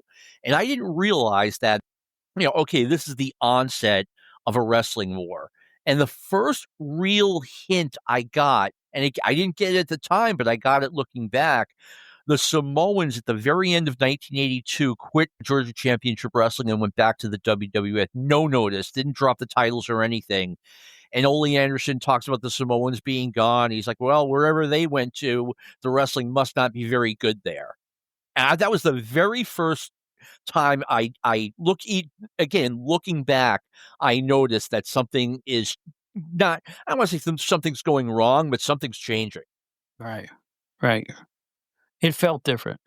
'Cause if in the 70s into the early 80s, nobody ever mentioned another organization or that somebody left. People just left. There's the thing about modern wrestling that it chaps my shorts. "Oh, this person got released. How dare they release?" In our day, my friend, if you remember, people just went from territory to territory, and that was it. You Yep. expected them to leave eventually. Bob, when I first started watching wrestling in 1976, obviously I didn't know anything about it. And, you would have guys like, superstar Billy Graham and Ivan Koloff and Ernie Ladd. And then suddenly they were gone, and you had Nikolai Volkov, Bruiser Brody, Stan Stasiak. And I was like, what happened to these guys? Like, I didn't realize there were other wrestling organizations that they went to. And it just totally confused me as a kid. And then I finally started buying the magazines, and this is what the wrestling world is. Right, and, it was really vital to have wrestling magazines, and I'll tell you what, I talk about this way too much in the show, but I had in Albany, New York area, we had the National Wrestling Federation at the Cleveland Buffalo, and then one day they were off TV, and I had already fallen in love with wrestling. There was no wrestling on. What do? I took my 50-cent allowance and went to the store and bought wrestling magazines.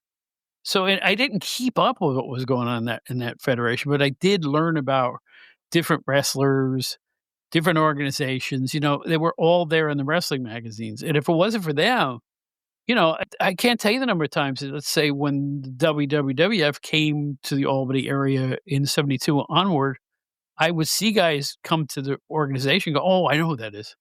So to me, it was always a thrill to see the people that I had read about in the wrestling magazines live in the ring. Bob, I can tell you that growing up watching wrestling, I mean, you want to talk about an adrenaline rush. Vince McMahon would announce, would introduce championship wrestling, and then he would say, oh, and, this week we will see Ivan Putski, we'll see Pedro Morales, and making his debut in the World Wrestling Federation. And I mean, talk about an adrenaline rush. Like, who's it going to be? Mhm. And Right. sometimes it was someone that I was, okay. they're okay. But when the day in 1978 when he said Greg Valentine, I mean, I just about jumped out of my skin. Greg Valentine's going to be in the WWF, and he had the great run. But you knew what that meant. You knew he wasn't just going to be on TV once. You knew he was going to have a run. Right. But then there was the other end of the sword too, the other side of the sword. Sometimes they would introduce somebody coming in who was someone else somewhere else, and they would rename them or repackage them. Mm-hmm. Here's Bugsy McGraw, who used to be the Brute, right? Here's Ripper Hawkins, who became Moondog Spot, I remember that. who was somebody else. It's like they would take someone from another organization who maybe wasn't a headliner and try to make them one. And that was interesting too, I thought. But what kills me to this day is that Ripper Hawkins became Moondog Hawkins, who became Moondog Rex in front of the same people within a 6-week span. And they all accepted it. How in the world did you get away with that? He went from Ripper Hawkins, a normal, like, bleach blonde guy who Yeah. comes to the ring in a robe, to a guy 6 weeks later, he has another Moondog and he's barking along with him. Exactly. And you know what? The original guy came out, Ripper Hawkins came out with this lavish white and black ring coat, like a overall robe. My question was this: they were trying to make people think it was Rip Hawk or Ripper Collins. I think it was, right? I think it was one or the other, or amalgam of both. So you would think the guy you were seeing was somebody somewhere else before that. Maybe. I mean, I remember when Sergeant Slaughter debuted, and he got a huge push from day one. Mm-hmm. And as someone who had been following wrestling through the magazines for 4 years, I was like, how does this guy just show up from outer space and become a headliner in the WWF? Obviously, I didn't know of his, previous, runs as Bob Remus and Bob Slaughter. He was someone I'd never seen before, and I was like, how on earth does this work? Yeah, boy was he good. He really Boy, was. was he good. When he came in as the heel, the original Grand Wizard, Sergeant Slaughter, he was so good. He just had it. He immersed himself in that character. He had the look. People believed he was his real sergeant. I mean, he looked the part and acted the part so well. I can't hear you. It's just all of it. All of it. I think he is way underrated in terms of the all-time greats, at least for that period. He hung around. He's another guy who hung around too long. And the Iraqi sympathizer Slaughter was just, ugh, we won't even get into that. But that Slaughter, the one who had a boot camp match with Pat Patterson, that Slaughter. I got to see, that was the first major show I ever went to, or the first major show I ever went to was at Holy Cross Stadium. I think it was May 10th, 1981. I could be off a few days on that. And, I was a little bit surprised that the stadium wasn't full. I was expecting to see, 40,000 seats or whatever it was. It was like 9,000. But one of the matches was the boot camp match between not Bob Backlund, Pat Patterson and Sergeant Slaughter. Mhm. Basically the same exact match they had at Madison Square Garden, which was one of the best matches from any promotion through the decade of the 80s. And they both got taken out in ambulances. It was nuts. And I was spoiled because I thought every time I went to a major wrestling show, I would get to see something like that. The next show I went to, which was a major wrestling show at the Boston Garden, right around Memorial Day week in 1981, had Bob Backlund and Magnificent Morocco as the main event. And believe it or not, it was not a good match at all. I was terribly disappointed. And I figured out, here I was, 16 years old. I figure out maybe 10, 15 minutes into the match. Yeah, they're going to an hour draw. I could tell they were pacing themselves, and I was right. Yes. Boy, you could tell when they were pacing themselves. It's like no matter where what card you were at or where the performers were in their careers at that point, you could tell when they're pacing themselves. It was so obvious, even when I was young. Yeah, Because I went to a lot of high school cards. Same They here. do not work as hard in high schools. They just don't. They can't fall the same way because of the limitations of the outsides of the ring and all that other stuff. So, there's only so much they could do in certain venues and in certain rings they would cart around probably weren't as pliable as the ones in the big arenas either. So I don't know what to say other than, yeah, it was, the schedules they had back then, you can't hardly blame them sometimes. I'm trying to remember the town I went to see wrestling. It was like in Fitchburg or Leominster or maybe Gardner, Massachusetts. I went to a show at the high school there. They just mentioned it on TV. I looked at one of my friends. I'm like, we're not doing anything Wednesday night, are we? Let's go. And we went, and Angelo Mosca had his match right before intermission. And we look, and right in the middle of intermission, Mosca's got his street clothes on, his bag, and he's just going out. And you could just tell, even as a 16-year-old, like, wow, this is just another night on the road for this guy. He doesn't care. Isn't it sobering? Yeah, it wasn't a little in a way. Yeah. Yeah. Another sobering moment. I went to an indie show up here in Waltham, Massachusetts, in 1986. This is right before I started getting the Wrestling Observer newsletter, and getting wised up to the business, like maybe a month or two before. This guy, I forget who, this indie guy had a manager. And I'm like, this guy's not a wrestling manager. He's just some guy who's friends with this guy who gets to be on the show. And that was another kind of sobering moment for me, which I was 21. I should have been a lot smarter by then. But I was like, wow, to me, it kind of exposed the business. Like, this guy's not Jimmy Hart. This guy's not Bobby Heenan. He's just some guy. He's going to work tomorrow morning. I've always been an independent wrestling fan, but you're right. There are some people who, when they make their way to the ring, you go, this ain't right. Yeah. This isn't correct. These don't even look the part. You can see it in their eyes. There's something about the confidence and swagger of an actual professional wrestler who's in his character than somebody who's kind of a pretender, Yeah. and barely trained and hardly has professional garb on. You know what I'm saying? You could just smell it. It's like a skittish puppy. You know which one it is in the litter. It's just, it's sobering, like you said, and in a way, it does expose the business and a promoter would let somebody who isn't ready be part of the show. I mean, I'm sure you know what? I'm almost willing to bet he gave the promoter money to be on the show so he could say, hey, I'm a wrestling manager. Another sobering moment. In 81, 82, you go to the Boston Garden, it is either sold out or it is really close to it. Okay. The empty seats at the Boston Garden were sparse. In 82, I went to a show right here in Nashua, New Hampshire, that was done by Kowalski's promotion. I think it was the IWF or something like that. Mm-hmm. And the main event was Larry Zbyszko against Bruno Sammartino Jr. Not even, I would say there were around 40 people who went to this show. Like the front rows were not even full. And that was just like another, wow, what's going on here moment for me. I can't find any results or a newspaper clipping or anything like that from that show. It's like it never happened. And it is like it never happened, except for the 40 people who went and the guys who performed on it. And they don't remember it. Yeah. Right around that time, Apter and I went to an indie card somewhere in either Jersey or the Philadelphia area, somewhere around there. And the main event was Larry Zbyszko, managed by Paulie Dangerously, against David Sammartino, managed by Bruno Sammartino. Bruno went. Wow. Yeah. And it was packed. And that was right around the time they made me managing editor of PWI. And my first steel cage column was a picture of me standing in between the two of them, Bruno and Larry, when they looked like they were going to go at each other. Mm-hmm. And I kind of had my arms outstretched going, don't do this. And that was a great way to break into that column. People still show me that picture all the time.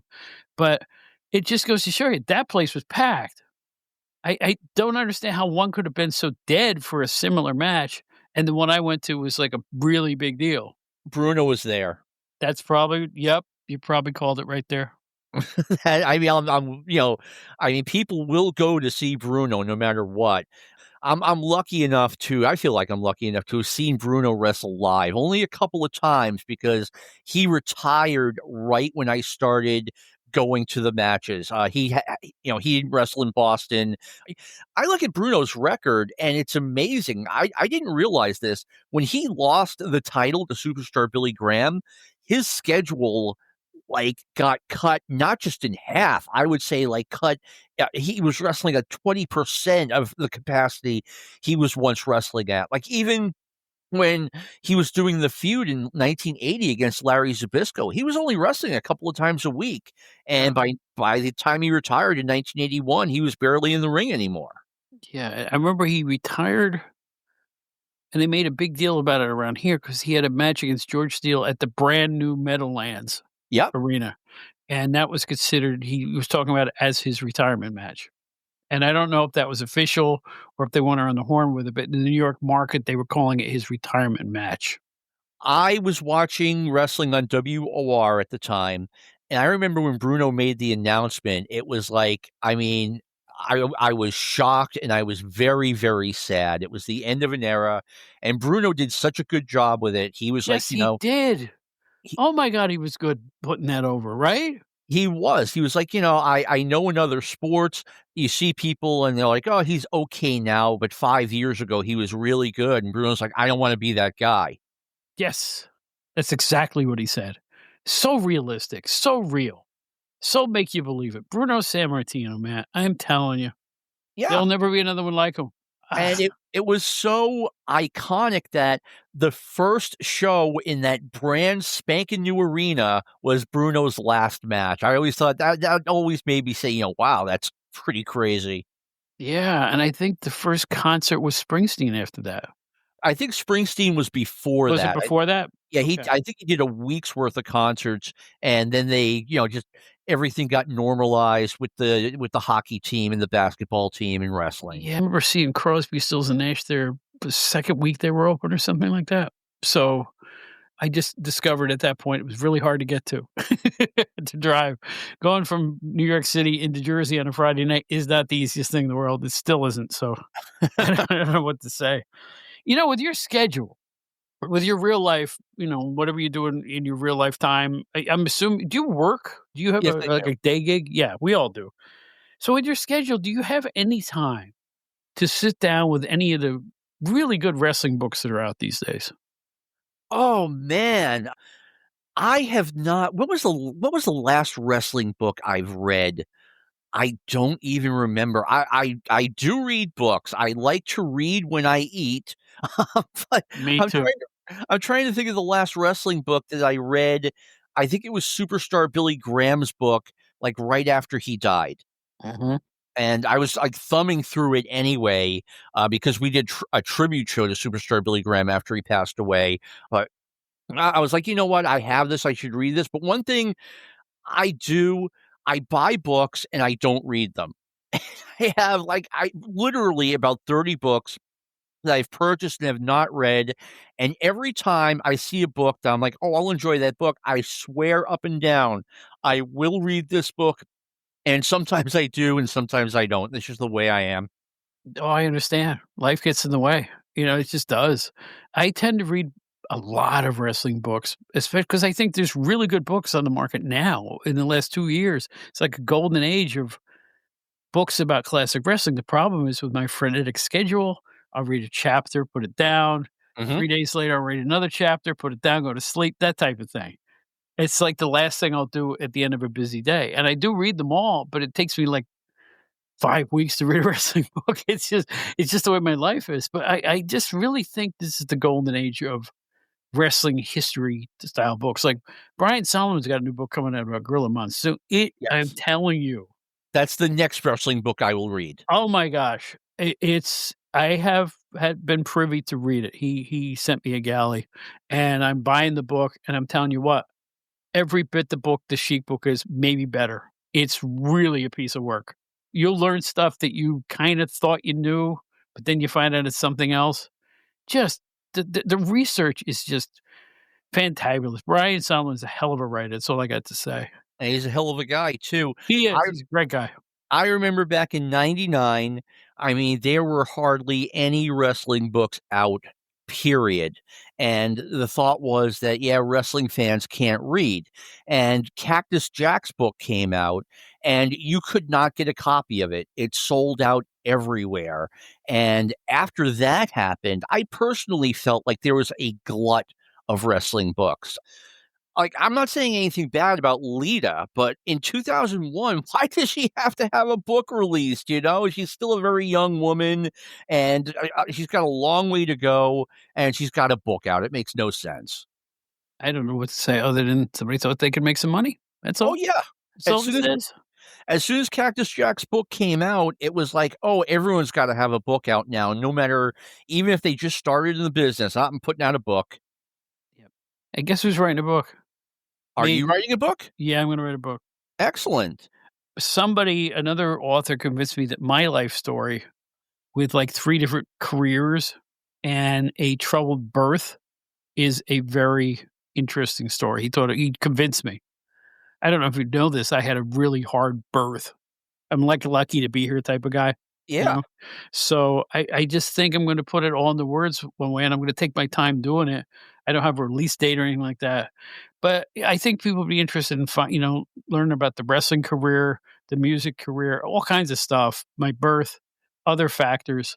I just think, yeah, actually, it was Ian Douglas that convinced me that I should do it. So I'm going to do it. Well, you just made a sale. I'll read it. Yeah, I need a title. Schlub. Schlub made good or something like that. I don't know. I don't know what to say.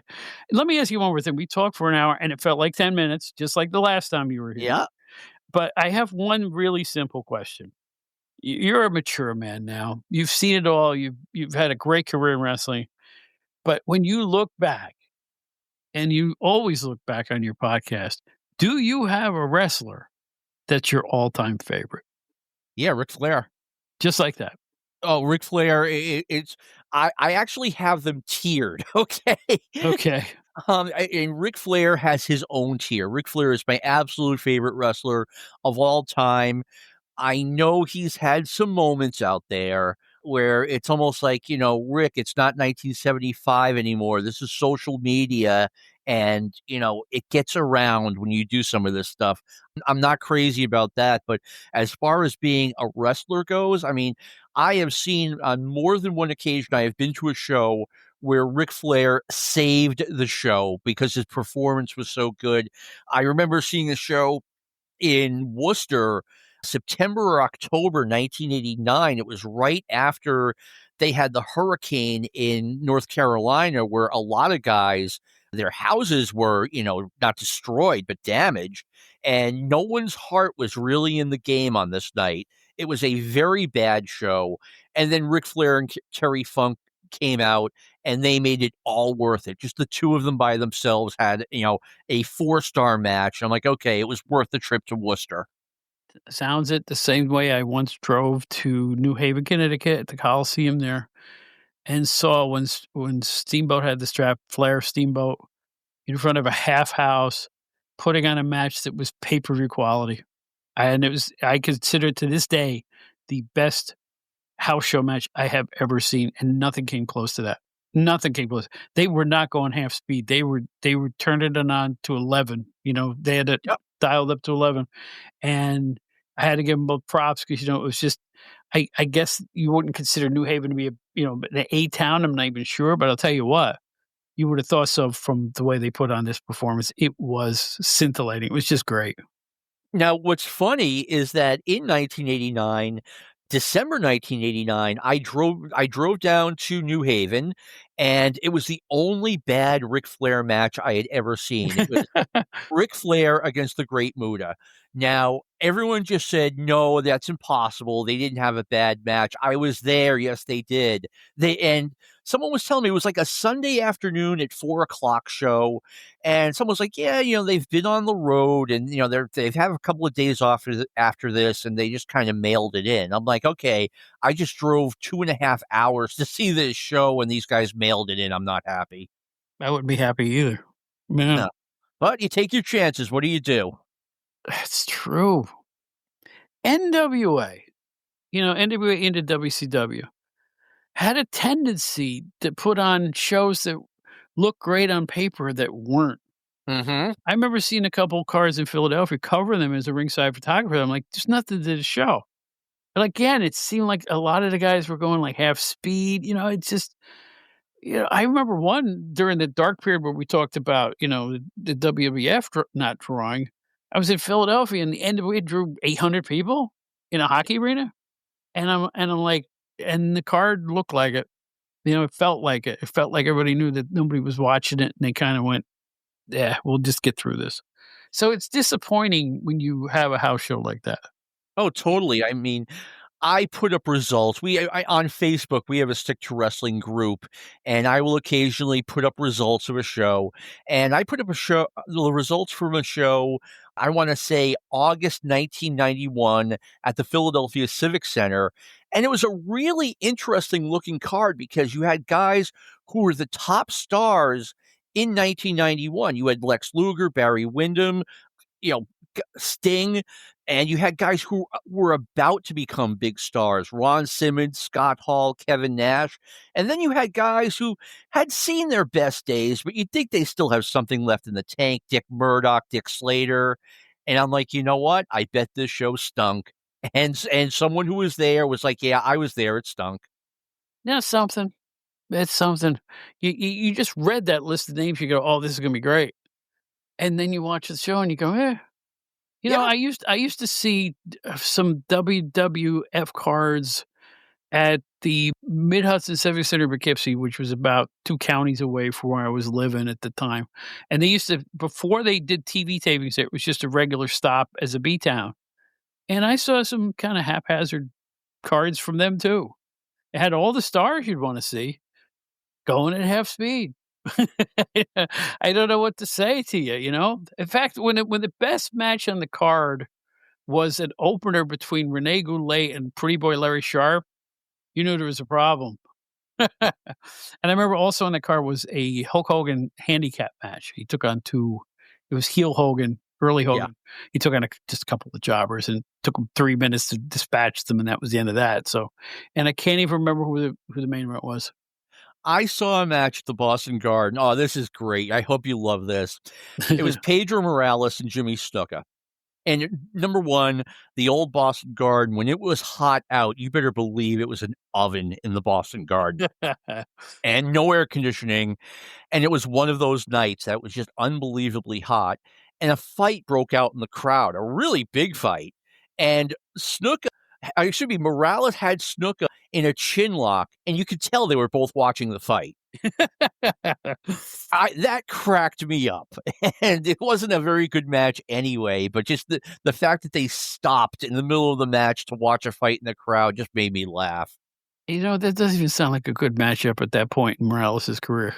No, it was, and Snuka was a little bit overrated in the WWF. Let's be honest. I mean, I have some of his matches against Backlund on DVD, and a couple of them are all right, and a couple of them just were not very good. And there's this one match from Philly when Snuka was kind of in the middle of his babyface turn, and it was Backlund versus Snuka with SD Jones as the referee.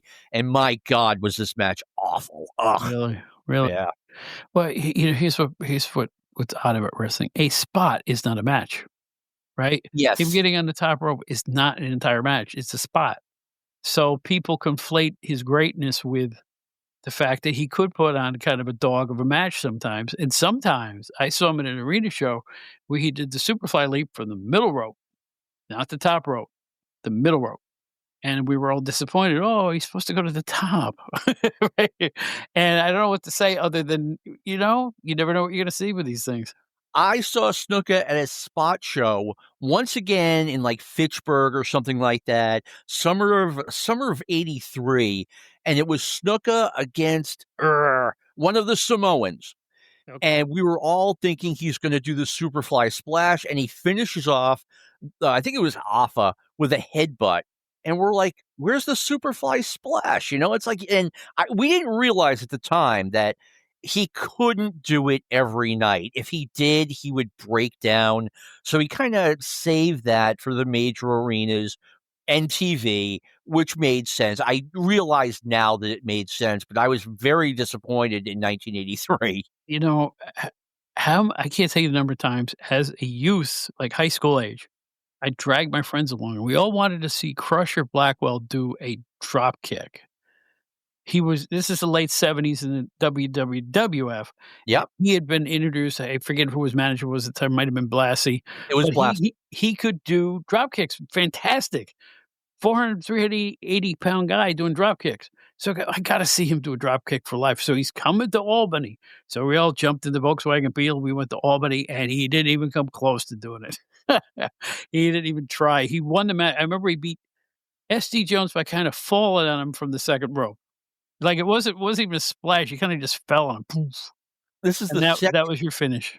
This is the second Crusher Blackwell in the WWF in 1976 conversation I have had over the past 5 days. You're kidding. Jeff Bowdern was just asking me about that a few days ago, and I kind of explained that, the WWF used to have like 3 tiers of wrestlers. You had the top tier. You had superstar Billy Graham, Bruno Sammartino, Ivan Putski, Ivan Koloff. Then you had the bottom tier, Steve King, Jose Estrada, Frank Williams. And then there was this middle tier. And on the top of that middle tier was guys like Crusher Blackwell, Skandor Akbar, Mhm. and then you go down to your Jose Gonzalez, Kevin Sullivan, SD Jones, but that made the middle of the card more interesting. And by the end of 77, that middle tier was gone. I don't know if they just changed booking philosophies or what. Could have. Everything changed. Everything changed a lot from the like I said, I started watching WWF in '72. Yeah. I mean, I'm one of the few people who saw Strongbow when he was impressive. Mm-hmm. I am gonna say it again. I said it on the last show, I'm gonna say it again. You haven't lived until you saw Chief Jay Strongbow get busted open and have a fit. No, I am telling you, he stopped doing it around '74, '75, but it seems like every 3rd week on WWF TV, it'd be Buddy Wolf or Spiros Arian, somebody would crack him open and he would go nuts. Yeah. And I think that's one of the reasons he got over is because he was like a wild man when he got cut open. He would see the blood and literally start screaming and crying, and it would take 5 guys to hold him down, and it was really riveting. And so everybody's used to seeing 1982 Strongbow with his fake brother Jules, doing that little thrust to the throat with the 2 hands that looked like he couldn't, tear tissue paper. So, I wish more people, and I wish there was more tape of early WWF Strongbow, just so people could see why he was over the way he was. Bob, I haven't told this story on a podcast in forever, and I'll tell it one more time. I first started getting into wrestling like early 1986, like early springish 1986. My favorite wrestler was Billy White Wolf. And I would have adults say to me, this happened 3 or 4 times. Oh, you like wrestling? Who's your favorite wrestler? Billy White Wolf. You mean Chief Jay Strongbow? No, I mean Billy White Wolf. I can speak English over here. Mhm. Then I want to say May, April 1986. There's a match on TV. It is now again. I'm kind of a very casual fan here. If wrestling's on, I felt like going to the pool. I went to the pool, but on this occasion, it changed everything. It was Billy White Wolf and Jose Gonzalez against Crusher Blackwell. There he is again, and Rocky Tamayo. So 4 guys on that middle tier that I was talking about. And Gonzalez gets thrown out of the ring, and the heels are beating the crap out of Billy White Wolf. And this guy comes out of the dressing room, Chief Jay Strongbow. I had heard of him, but I had never seen him before. And Bob, I was hooked. If wrestling was on, I was watching it. I didn't care how nice it was outside. Right. Yeah. And we all know what Strongbow was the second half of his in-ring career in the WWF. I'm talking about late 71 through about maybe early 74.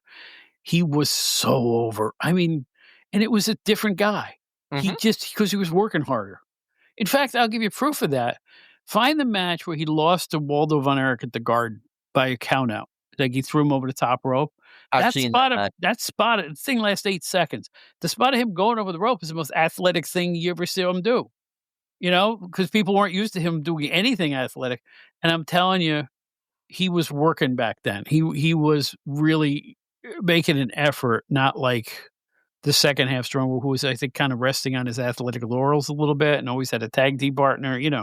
Oh, yeah. And then I the know really the I most got in late on Strongbow. the most disappointing feud in the history of the old WWF was Greg Valentine versus Chief Jay Strongbow, where after he broke Strombow's leg, I remember that. when they had the rematches, Valentine beat the crap out of him.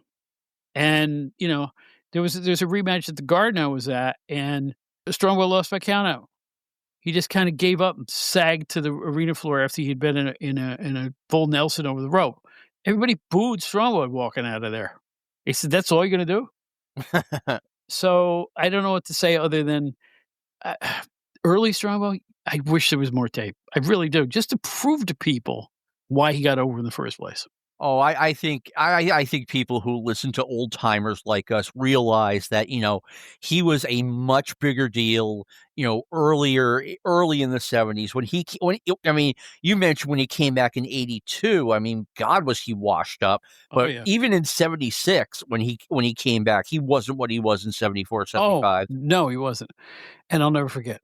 Who do you have with you, Chief Jay?" "My brother Jules." Yeah. "No, it's not." Right? Even I'm at I home recognized him as Frank Hill. I'm at home going, "No, it isn't. God," and, they accepted it. They didn't even remotely resemble each other, did they? I mean, it was like, "Oh, they're gonna really do this?" And they really did it. It was I had nothing against Jules Strongbow. I thought he was a good wrestler, actually. I think he carried the team, I'll put Oh, it that yeah. way. Someone had to. Well, you've been carrying this show for the last hour, my friend. I'm so proud to have you back, and we had such fun talking, and we hardly even need to refer to notes. That's what I love about these things. No, And I I have something written down here, a simple thing. It says McAdam Pod. That's yes. your website, right? That's the website where you can go and download and listen to the shows, McAdamPod.com, or you can just search Stick to Wrestling and it'll come up. I think if you enjoyed hearing me on this podcast, you will enjoy Stick to Wrestling. No, guys, Stick to Wrestling is great. Steve Gennarelli is his co-host on most of the episodes. They will take a passage of time and focus on that like nobody else can, and it's a tremendous podcast, man. Well, Your thank success is well deserved, and I'm a fan. I'm a fan of both you and Steve, and you're great guys on top of it. And I really appreciate you being here for your new appearance here. I had a blast. Oh, so did I. Thank you for having me. And yeah, this coming Friday, which is the 13th, a new Stick to Wrestling drops. We have a new one every week. This week, we take a look at the World Wrestling Federation during the month of September 1985. We hit all of the details and we have all kinds of rare audio from that era. So if you're a fan, either a fan of that era or someone who wants to learn more about it, you might want to check that podcast out. And the beauty part about podcasting is if you don't hear it directly, then it will always be available for you to hear. Isn't that right, John? Theoretically, yes. Theoretically, right? That's how I feel about it too. Theoretically, everything should just fall right into place like that, right? It Yeah. should be available to everyone. Well, anyway, thanks for being here again. Again, it's Stick to Wrestling with John McAdam. It is, I think, the most time-tested nostalgia show that's out there. And if you have for some reason not availed yourself of it, get to it because you're really going to enjoy it. I'll put it this way: if you like my show, you're going to love that one. It's that good. You can say something. Oh, I'm sorry. I thought we were wrapping up. I'll tell you what. We are wrapping up. Yeah. All right. I'll leave you with one last thing. And I've said this on podcasts before, but it's been a long time. It's just one of those like really weird coincidences. My first wrestling show was February 10th, 1976. There was this place down the street from where I lived, literally a mile away, called Jack Witchy Sports Arena in North Attleboro, Massachusetts, that had WWF wrestling every Friday night. And my parents forbade me to go, but I went a few times anyway. I just snuck down there.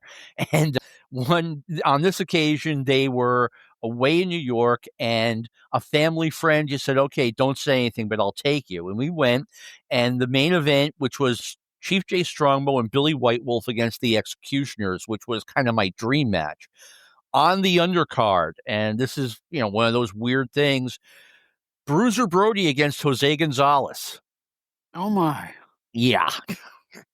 Oh, That was the first show I ever went to. You don't even need to say anything else. Oh my gosh. You'll never forget that one. I'll tell you that right now. Holy smokes. How was the match? You know what? It was for me. It was probably great. I mean, I thought the whole thing was great. I just don't remember the details. I remember being disappointed, somehow disappointed when Captain Lou Albano wasn't there. I'm like, the Executioners are here. Where is this guy? Right. And number two, listen to this. I was disappointed that Strongbow and White Wolf didn't win the titles, like they're going to in North Attleboro, Massachusetts. Right. But you know what? You just brought up. I just felt this enter my bloodstream when you're talking. There was nothing like being young and going to wrestling and getting your seat, having your hot dog, watching the lights go down, looking at how shiny the boots were, looking at all your favorite athletes right up close like that. And it didn't even matter who was on the card. You had the time of your life, and I miss that feeling. I do too. And, I keep saying, I'll wrap up with this. The one thing I couldn't believe now, just to put this in perspective, when I lived in North Attleboro, I had guys from the New England Patriots who were my neighbors. So I knew what a big guy looked like. These guys were so big. I mean, I couldn't believe it. And they looked big on TV, but TV did not do it justice. These were huge, huge men. No, that's true. Pro wrestlers of that era, particularly, once you saw them up close, your jaw would drop, right? Yeah. I mean, they were just so big. The small guys were big. Yeah. The guys who look small on television were big. You see Johnny Rods for the first time. Look at those muscles.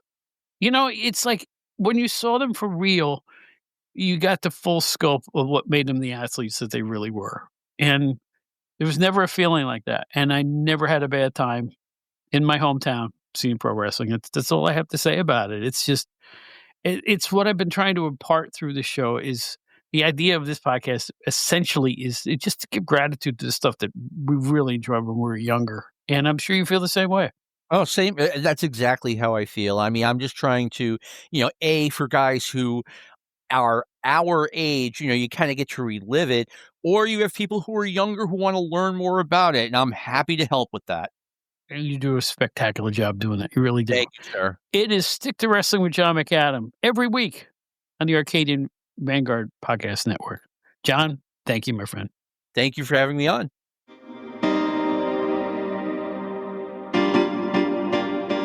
Attention, Gen Xers. If you'd like to explore the era that appeals to you, look no further than GenerationXWire.com. The generation who grew up with elite in entertainment, music, movies, TV, books, pro wrestling, and more finally has a one-stop destination for all their Gen X needs. From Aerosmith to Batman to the Killer Bees to the Twilight Zone, there's something for everybody at GenerationXWire.com. You won't find a more eclectic mix of pop culture content than at the leading website that specializes in the greatest generation, GenerationXWire.com. Check it out today.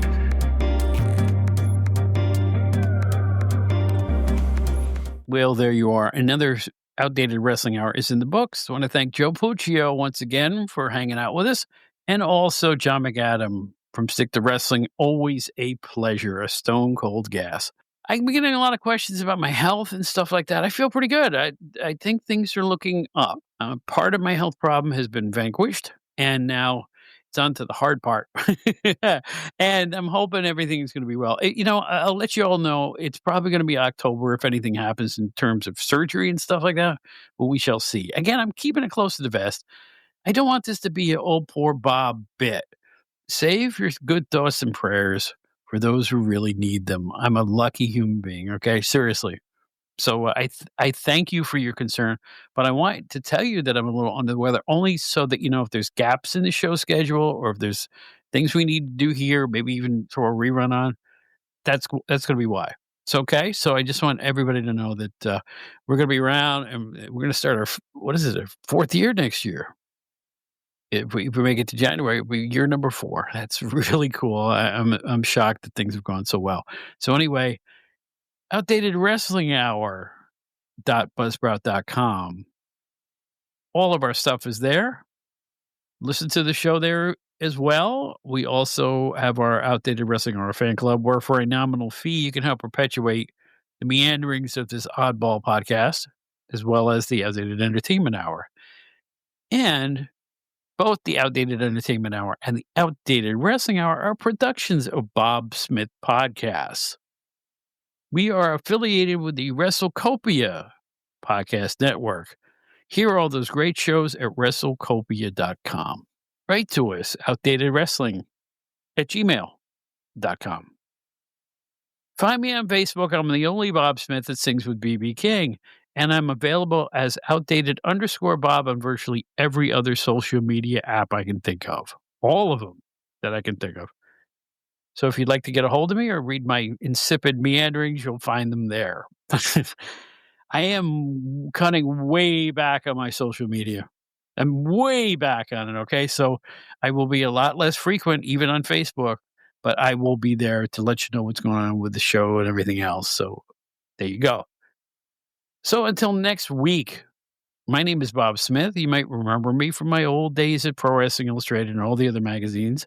For Joe Puccio and myself, thank you for listening.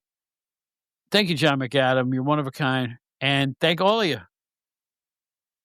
In the words of Ringo Starr, peace and love, brothers and sisters.